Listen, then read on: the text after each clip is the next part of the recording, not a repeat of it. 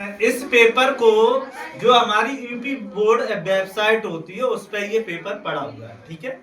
अब इस पेपर से क्या होगा, इस पेपर से ये जानकारी मिलेगी कि सिलेबस में है क्या क्या, कुछ नया तो नहीं है, वो आपको इसमें मिल जाएगा। अगर नया होगा तो पेपर के अंदर मिलेगा, ठीक है। पूरा पेपर है जो आपका 70 का होता है और 70 का पूरा पेपर है 20, यानी आपके ऑब्जेक्टिव मिलेंगे। तो अभी हम ऑब्जेक्टिव कोशिश करेंगे इस क्लास में कराएंगे, फिर आपके आगे के क्वेश्चन कराएंगे, ठीक है।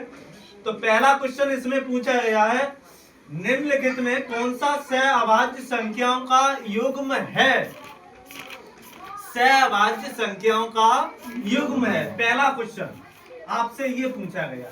सहअभाज्य संख्याएं पहले पता होनी चाहिए। इसमें ऑब्जेक्टिव दिए हैं आपको, पहला ऑब्जेक्टिव दिया है आपका 1435, दूसरा ऑब्जेक्टिव दिया है आपको बी 1825 और सी ऑब्जेक्टिव है आपका 31,93, डी ऑब्जेक्टिव है आपका 32,62। ये ऑब्जेक्टिव है। इसमें पूछा है सहअभाज्य संख्याओं का युग्म बताओ कौन सा है, ठीक है। सहअभाज्य संख्या किसे कहते हैं पहले तो ये पता होना चाहिए, जो आपस में कभी कटे नहीं, यानी जिन संख्याओं का HCF एक आए उसे हम सहअभाज्य संख्या कहते हैं। पहला विकल्प ही चेक करो, क्या ये सहअभाज्य संख्याएं हैं? नहीं है। क्यों नहीं है? ये 7 से कट जाएंगे, ठीक है। तो इनका HCF कितना हो गया? 7 हो गया, तो ये तो है नहीं, ठीक है। पहला ऑप्शन गलत।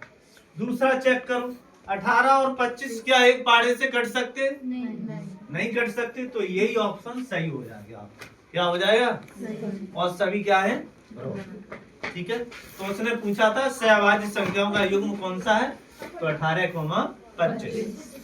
दूसरा पूछ रहा है, दूसरा सवाल है आपका, यह द्विघात बहुपद x² प्लस a प्लस के वन, ये लिख दे रहे हैं x² प्लस ब्रैकेट में है a प्लस के वन इंटू x प्लस के b के शून्य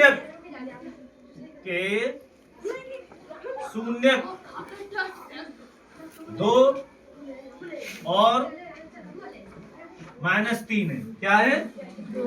2 और -3 है, ठीक है। तब पूछा आपसे a का मान बता दो और b का मान बता दो, ठीक है। ये दो मान पूछे।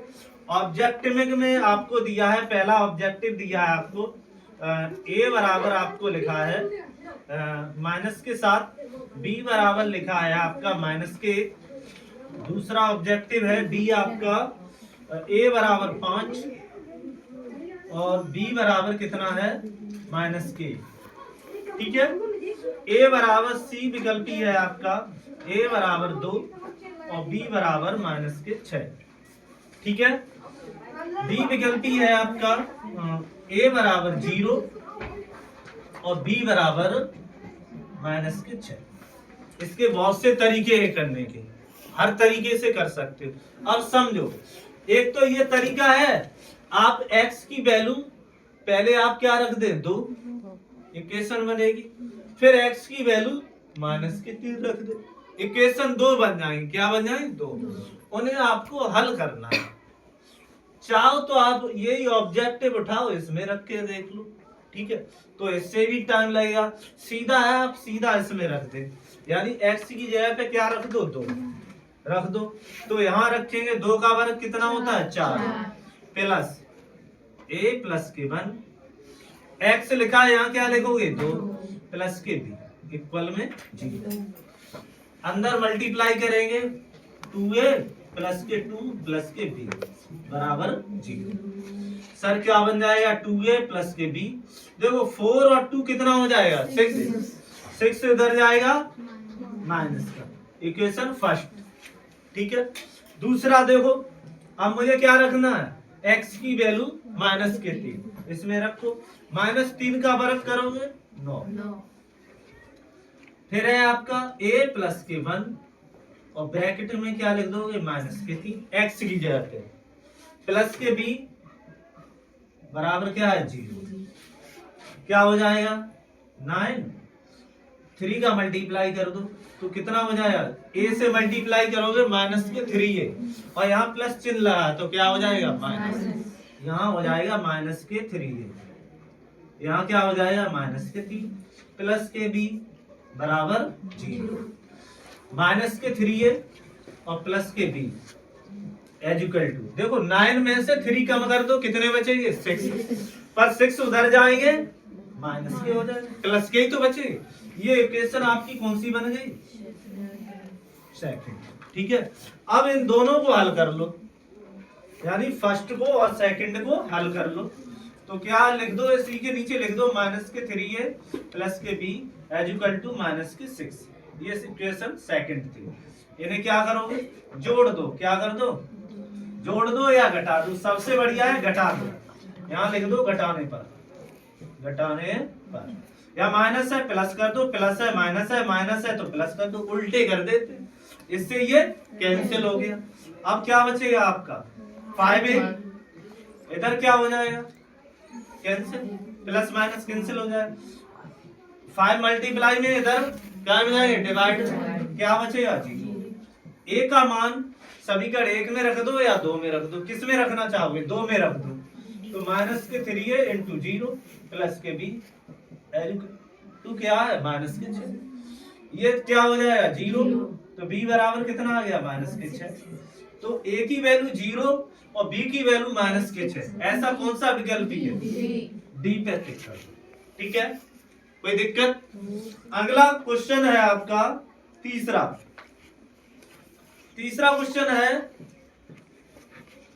n स्क्वायर, संख्या n स्क्वायर माइनस के 1 8 से विभाज्य है, किससे विभाज्य, 8 से विभाज्य है, तो इसको ऑब्जेक्टिव दिए हैं आपको, पहला ऑप्शन है ए, ये पूर्णांक है, क्या है पूर्णांक, दूसरा है प्राकृत संख्या है, क्या है प्राकृत संख्या है, सी है आपका विषम संख्या है, क्या है विषम संख्या है, डी है आपका सम संख्या है, क्या है ये सम संख्या है, ये ऑप्शन है सर। ठीक है, ऊपर वाला बिगाड़ दे या साइड से, इधर साइड से कर दे रहे, ठीक है साइड से। देखो पूर्णांक संख्या है, पूर्णांक संख्या क्या क्या होती है, 0 होता है, 1 होता है, 2 होता है, 3 होता है, -1 होता है, -2 होता है, ये पूर्णांक में आता है। ये इसमें रख के देखो क्या 8 से कट जाएगा, जैसे मैंने 0 रख दिया तो माइनस का 1 बचा, 8 का भाग दोगे माइनस के 1 में नहीं जाएगा, ये कैंसिल हो गई, ये नहीं हो सकती। प्राकृत संख्या क्या होती है, ये वाली हटा दो, आगे वाली जो संख्या है कैसी है प्राकृत संख्या, 1 2 3 4 5 6, ये क्या है प्राकृत संख्या। दूसरा देखो विषम संख्या है, क्या है विषम संख्या, 3 हो सकती है, 5 हो सकती है, 7 हो सकती है, 3 5 7 ये हो सकती है, 9 ये विषम संख्या। जैसे 3 रखा है, 3 का वर्ग कितना हो गया 9, 9 में से 1 गया 8 और 8 का भाग 8 में चला जाएगा, तो ये वाला सही हो जाएगा, यानी इसका आंसर क्या होगा विषम संख्या। ठीक है, चौथा क्वेश्चन है, ऊपर वाला बिगाड़ दे है, उतारोगे तो नहीं, देखो वीडियो थोड़ी रोक दे।